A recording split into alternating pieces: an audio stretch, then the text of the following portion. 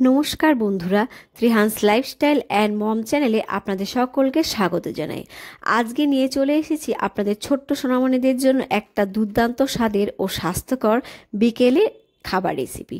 শুধুমাত্র এটা বাচ্চাদের ওজন বাড়াবে না, সেই সঙ্গে রক্তশূন্যতা দূর করবে, বিভিন্ন রোগ থেকেও কিন্তু বাচ্চাদের রক্ষা করবে। আর ভিডিওটি কিন্তু না টেনে পুরো দেখার অনুরোধ রইল। আর প্লিজ কিন্তু ভিডিওতে একটা লাইক করে দেবেন।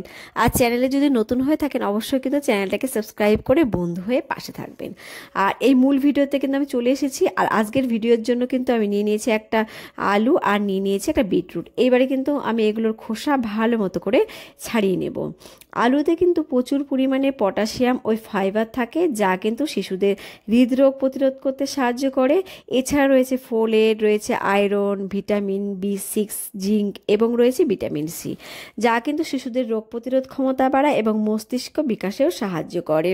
বিটেও কিন্তু রয়েছে ফাইবার, যা শিশুদের জন্য গুরুত্বপূর্ণ, যা কিন্তু শিশুর শরীরে রক্তে শর্করার মাত্রা বজায় রাখে এবং কোলেস্টেরলের মাত্রা কিন্তু বজায় রাখতে সাহায্য করে। বিট কিন্তু বাচ্চাদের শরীরে অ্যান্টিঅক্সিডেন্ট সরবরাহ করতেও সাহায্য করে। এখানে খোসাটা ছাড়ানো হয়ে গেছে, আমি কিন্তু নুন জলে 30 মিনিটের মতো ভিজিয়ে রেখেছিলাম। এরপর আমি ভালো করে ধুয়ে নিয়েছি। ধুয়ে নিয়ে এখানে কিন্তু আলু আর বিটগুলোকে একদম পাতলা পাতলা করে কেটে নিচ্ছি।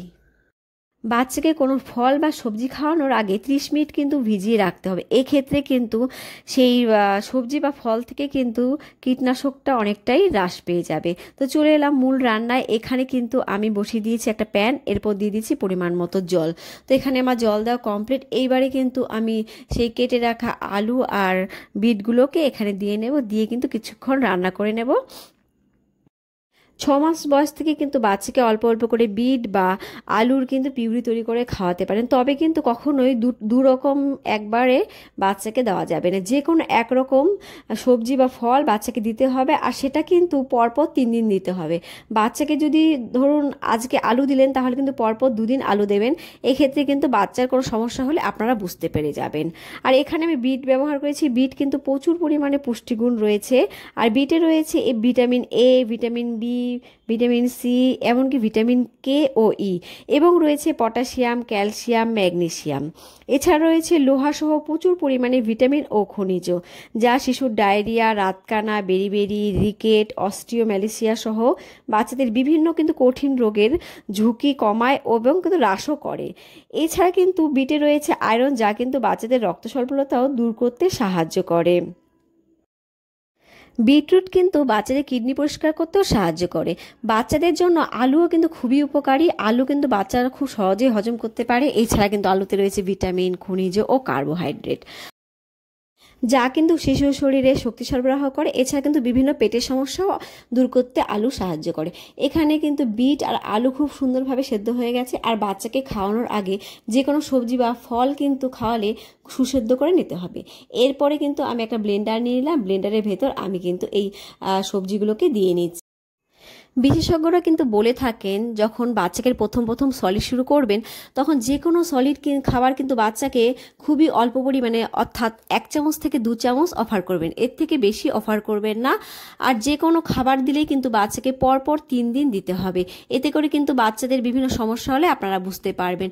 তো যাই হোক, আমি আবার কিন্তু একটা প্যান গ্যাসের ওপর বসিয়ে নিলাম। বসিয়ে এখানে দিয়ে দিলাম বাটার।